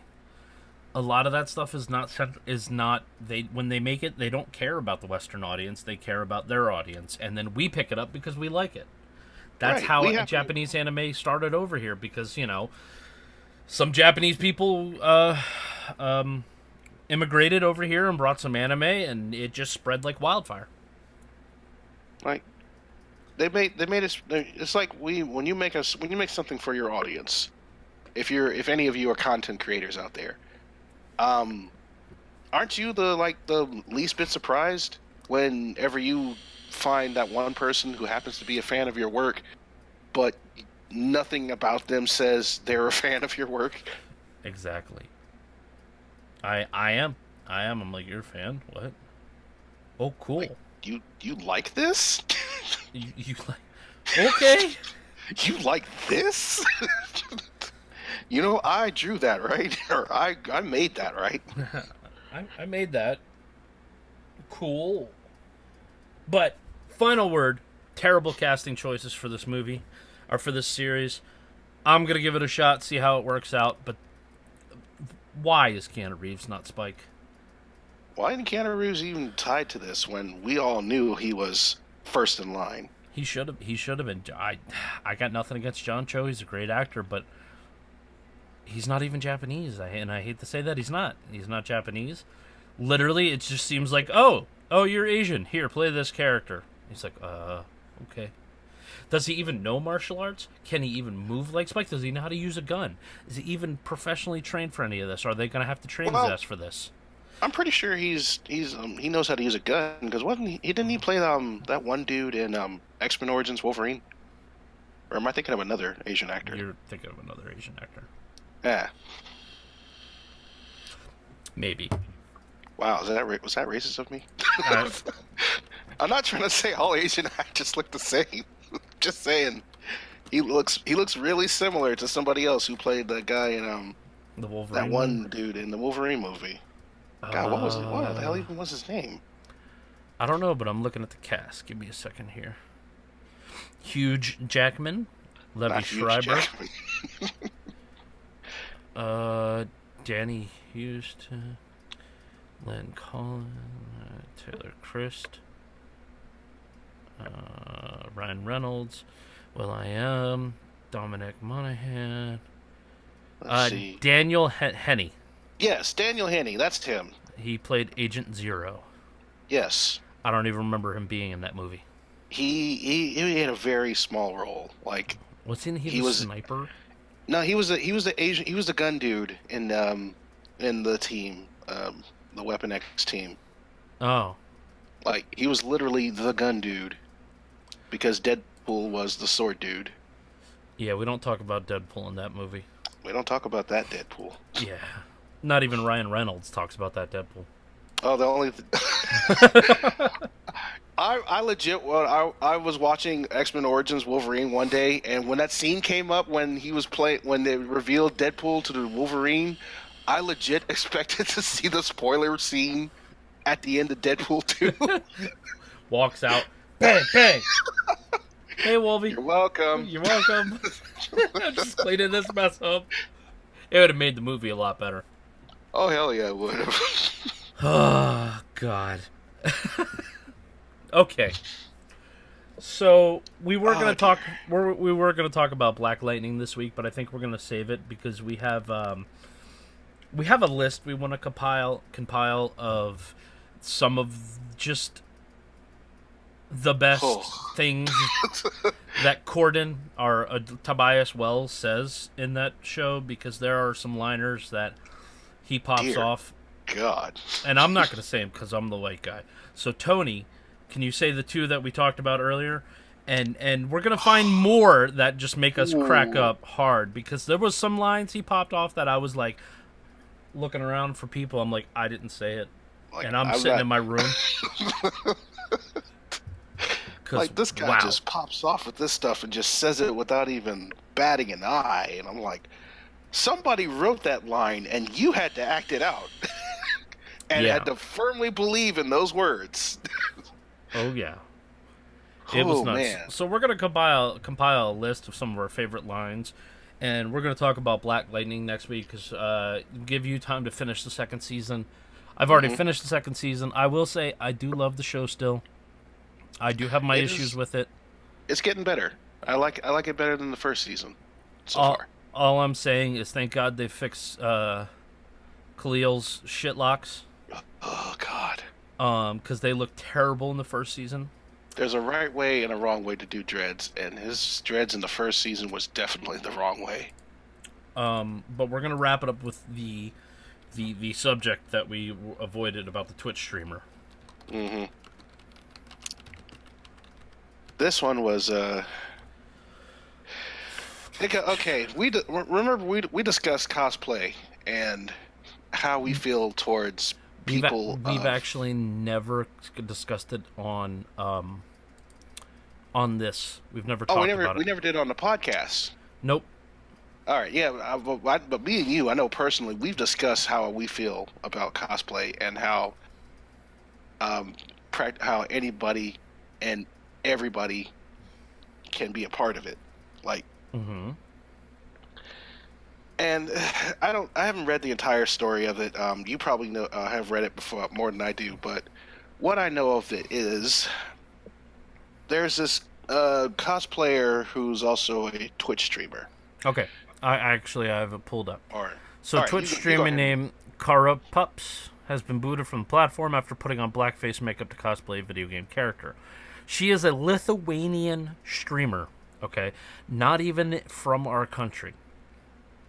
Plain and simple, not from our country.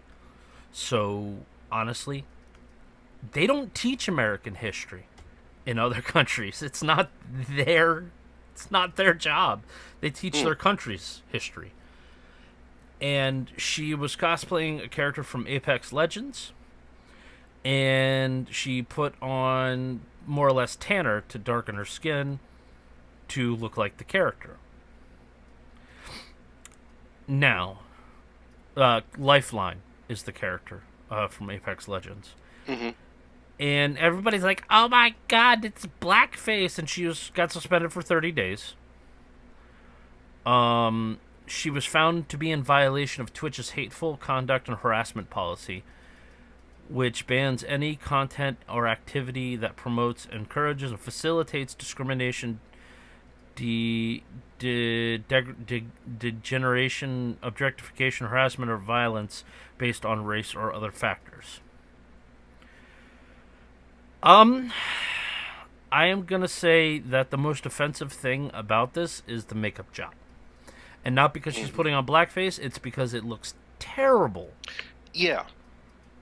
I've seen the picture and looking at it and just analyzing it, and I'm like, the only thing offensive about this is the fact that her makeup job is just the worst. It's splotchy, the colors are uneven, it's just messy. Yeah. It really is. That's really the only thing that I find that is off about the costume. The rest of it is fine. The hair, the clothes, the little props she has, all those are fine. The only issue I have of it is her makeup job. Not even the fact that it's her trying to darken her skin for accuracy of the character, but just the fact that it's just not done well. And this goes to what me and Chris or Zord. I don't even know what to refer to you as on podcasts. It's fine. Anymore. Don't even worry about it. Chris or Kelly, whatever. That person. Yeah. This goes to something that we occasionally discuss at length all the time. And what do we consider blackface? And is it possible to do blackface in something as far as like cosplay? Here's where I stand as a black person. If you guys don't know, oh my God. Psst, Tony. You're black, dude. What? Yeah, I know. When? Apparently Since when you were how? born. I'm not sure. What? But the underside of my hands and feet, they look fine.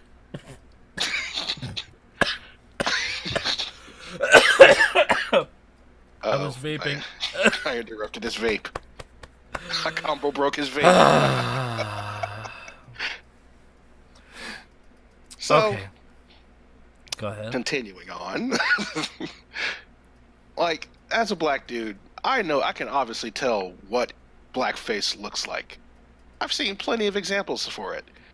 And the way I see it is that if something is done, if somebody darkens their skin color and then they decide to go all out and do full-on menstrual blackface where they darken their skin to the point where it's almost black, and they get giant red lips makeups done for their face, and they wear those bright big-ass gloves for their hands to make their hands stand out from the face, and when they do jazz hands, that's blackface. That's blackface as fuck. That shit is disrespectful, never should have been done in the first place, and the only reason why people perpetuate it is because y'all racist as fuck. Even when black people do it sometimes just because it's funny, I'm like, dude, just let that shit die, please. I don't like it. I never liked the fact that it's a thing, because it just dehumanizes what a person's supposed to look like. That being said, if you are trying to darken your skin color, like whether you're trying to put bronzer on, or you wear a heavy level of makeup, or you wear even a bodysuit or something to darken your skin color for the sake of accuracy for cosplay, fine. In fact, I praise cosplayers who go the extra mile for that accuracy for their cosplay. Like, how many times have you, ever since Avatar: The Legend of Korra came out, have you seen a pale ass Korra walk around and go, "Wow, that's a shame." Korra needs to get some more sun. She's an Inuit, so technically she should be dark skinned. Right, she's Inuit. She's not black, but she has dark skin. Mm-hmm. So the character needs to be dark skinned for accuracy if you want to cosplay as her. And that's if you want to do it. Now, you don't have to, but if you want to, you can. Mm-hmm. It's not 100% required, because cosplay, as we've discussed, or me and Zord have discussed, cosplay is for fun and for the love of the character. Now, if you're just being a troll about it, and you do, like, I don't know, like blackface Korra, then we'd have an issue. Yes. Yes, we like do. If Korra walked around with a nappy ass wig and a bright pair of red ass lips, I might want to punch you in the face. No lie. Now, but if you're this girl, I'm sure she has a pretty lucrative career as a cosplayer. She might be a professional cosplayer. I don't know. And professional cosplayers, they tend to go the extra mile when it comes to cosplaying for accuracy, because that's their job. She probably wasn't thinking too much about it. In which case, and like Zord said earlier, she's not even from this country. She doesn't know she probably wouldn't even know what blackface means, even if you translated it into her language. And this is just one of those situations where I think people are just being offended for offense sake. Okay. No. Nobody knows the context of what's going on. Y'all just saw a picture on the internet, and then Twitter and Facebook and whatnot blew up. Yeah, this is what I think is going on. A lot of it came from the offended viewers of hers. Now, in this BuzzFeed news thing I'm reading, they talked to another cosplayer, black cosplayer, and she said that I feel like something like this, there's really should not be an excuse of it. I didn't know better. DeRosa,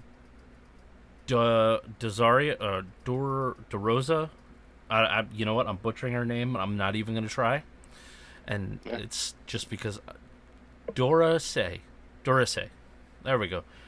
Dorase Rosario told BuzzFeed News, adding that she's glad Twitch took action in this case. It's 2019. The internet exists. People have done this before. I feel like at this point you should research before you attempt to do something like that. Why would she research? She's not from our country. She doesn't care. And this was probably aimed more for viewers in her country. And yes, we can tune in to other countries' stuff if we speak their language or if we choose to. And the fact is most people over there don't care. Rosario, also known as Aka Kyoga Cosplay, I'm pretty sure I said that right. Aka Kyoga Cosplay has been doing cosplay for 5 years or so. Here's another thing about cosplay people.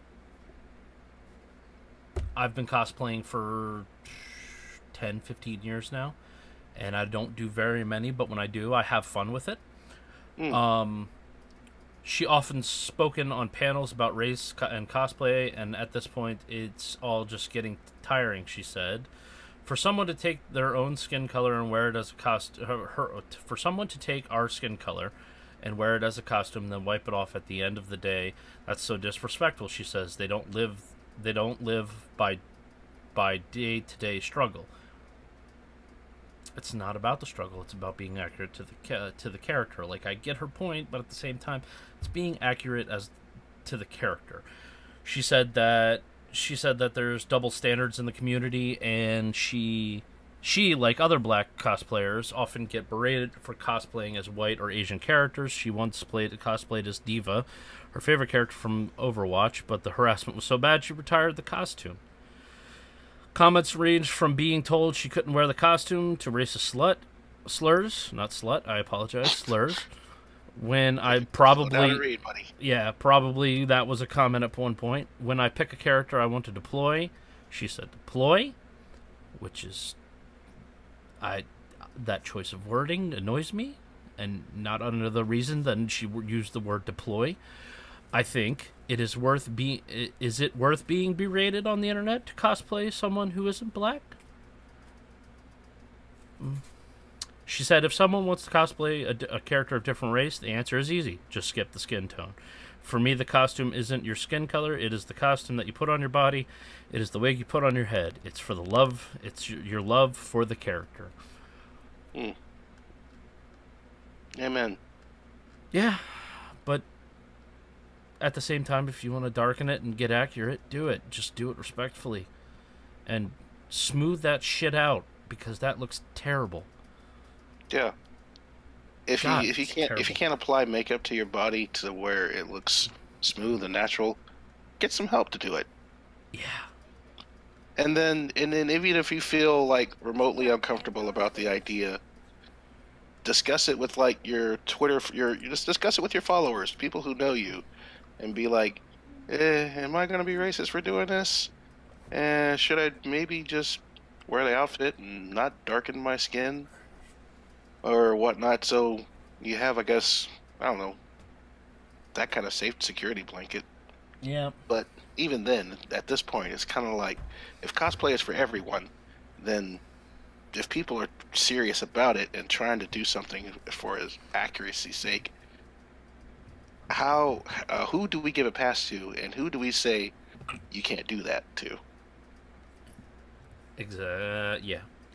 Also, and if anybody ever wants to bring up, like, you don't see white people doing, or black people doing whiteface, Dave Chappelle did several white faces. Y'all remember him playing that one news anchor person when they did reparations day, the reparations event day on the Dave Chappelle show? He did it several times, actually, throughout the series. Mm-hmm. Also, Ice Cube had an entire TV show about taking a black family and a white family and then white and black facing them and making them live in each other's lives. And y'all remember the Wayans brothers did White Girls? Yeah, I mean, there's plenty of history of both sides doing that, and it's, at this point, it's so stupid. Do it respectfully. Don't be an asshole. And everybody pull the stick out of their ass and stop being so fucking offended about everything in this world. We live a very short life on this planet. Very short life. Just be fucking happy. It takes a lot of energy to hate. It really does. It really does. It's not even worth the time to hate. Just smile and keep going on with your life, and judge people by their merits, not the skin color. The only real difference, fucking man. The only real difference between me and Tony is the level of melanin, and I don't even give a shit about that. Neither do I, because it doesn't really matter. No. The only big advantage he has is when we play tag at night, he can disappear better than I can. Still gonna get your ass for that nerfed gun. Well, if it makes you feel any better, when I slid against the wall to try to disappear, I ended up scrapping the hell out of my back against the door hinge. Vengeance! I mean, that's it. I could give a shit less that Tony's black. Tony is my best friend. I've known him since I was 10. And in the time that we've been friends, I can't speak for him, but I have been attacked because my best friend's black. I have had people tell me never to trust black people because they're black. And I'm like, why? Tony's fine. A lot of people I meet are fine. What does it even matter if they're black? And to me, it doesn't matter. It really, really doesn't matter. Oh, 'Cause, mhm. it took a while for me to convince some people, members of my family, that you weren't going to, I don't know, sell me out to the police and steal my 40 acres and a mule. Like, um, I won't name names, but I had this one cousin. You know who he is, Zord. Yep. And he legit thought that Zord was trying to steal me away from my family. Simply because that he was white. And we were not. And I'm like, dude, he's just a friend of mine. I'd be if he treated me the same way and he was Spanish or Asian, I'd still act the same way around him. We play video games together. Well, for a time, rode bikes together. We nerd out on the same shit. Our brain wavelengths operate the same way, regardless of how we look on the outside. Exactly. And it doesn't. And he didn't get it, and to this day, I don't think he ever really does. But at this point, I don't really care. Doesn't affect me and Zord's relationship. Oh, that cousin! Holy crap! You remember now. Oh my god! I remember that. It wasn't even that important that you had put it out of your mind. Oh god, I forgot about him. He hated me. He hated you with a passion. Oh, it was ridiculous. I never understood why. I was like, do you not want to play video games, bro? Come on, let's play video games. Like, I legit think the reason that he hated you was because he thought that you were stealing. I thought he thought you were stealing me away. Yeah, man. And to never return. I'm coming for your 40 acres of mule, Tony. I'm coming for it. Oh, Lord, Massa coming for my 40 acres. Oh, God. Is he still, like, alive? He's alive. I just have no idea what he's doing. Okay, that's good. Like, the last time he tried contacting me, he wanted money. That's a shame. It is a shame. Ugh. Everybody's got family like that. Yeah. They don't contact you unless there's an emergency. Yeah. But no, we're gonna end this one with hatred is taught. It's not inherited or genetic or anything. You're not born with hatred. It's taught to you by other people. It's a learned trait. It really is. And I don't hate people because of their skin color. I don't hate people because they're different. I hate people because of their personality. And honestly, I don't really hate anybody. I know people out there, I hate this, who do you hate? They can name off people. I can't name a single person I can honestly say I hate. I hate Hitler. Yeah, I hate Hitler. There we go. We'll go with that. It boils down to if you're cool with me, but if you're gonna be a dick, then just don't even bother me. Absolutely, I agree. Live and let live. Hell yeah. We got such a short lifespan in this world. Mm-hmm. Don't waste your time hating people. Mm-mm. And on that note, I gotta go to bed. I'd like to thank everybody for coming out and watching. You guys are beautiful. You're awesome. And I love your face. Tony, wrap it up. You can always follow us on our prospective social media platforms. Check us out. If anything, just to say hi. We're not such superstars that we can't just chat with folks and, leave them in the dust. Sometimes just dropping a line is cool.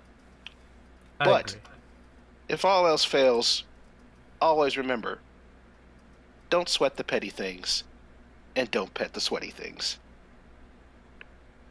Yeah. What he said. Have a great stream or a great night.